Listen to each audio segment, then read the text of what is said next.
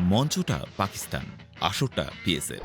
তারকায় ঠাসার টুর্নামেন্টে যখন বিশ্বমানের ক্রিকেটাররা মাঠের দাপট দেখাচ্ছেন, তখন এক তরুণ বাংলাদেশি স্পিনার টানা ২ ম্যাচে ৩টি করে উইকেট নিয়ে এখন আলোচনার কেন্দ্রে। তিনি রিশাদ হোসেন। এমন পারফরমেন্স চোখ এড়ায়নি কিংবদন্তি পাকিস্তানি পেসার ওয়াসিম আকরামের।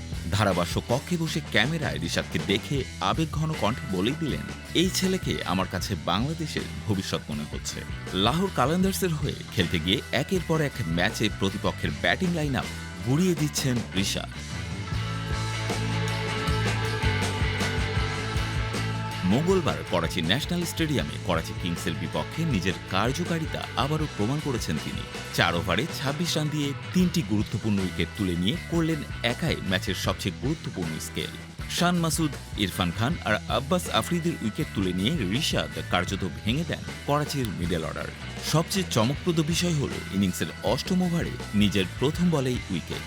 ওই ওভারেই ১ রানে নেন ২টি উইকেট। পরের ওভারে আবারও উইকেট তুলে নিয়ে ম্যাচের নিয়ন্ত্রণ পুরোপুরি নেন লাহোরের পক্ষে। শেষ ২ ওভারে কিছুটা রান দিলেও শুরুতে তার আঘাতে ব্যাকফুটে চলে যায় করাচি।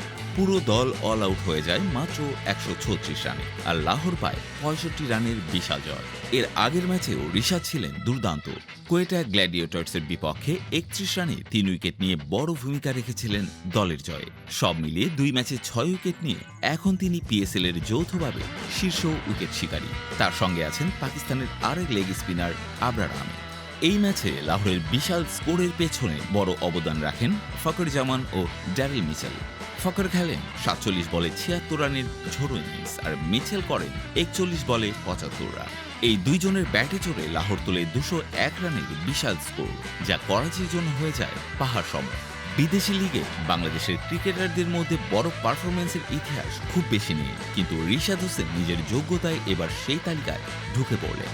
পাকিস্তানের মাটিতে কিংবদন্তি ক্রিকেটারদের চোখের সামনে এমন পারফরমেন্স শুধু আত্মবিশ্বাসী নয়, রিশাদের জন্য খুলে দিচ্ছে ভবিষ্যতে আরও বড় দরজা।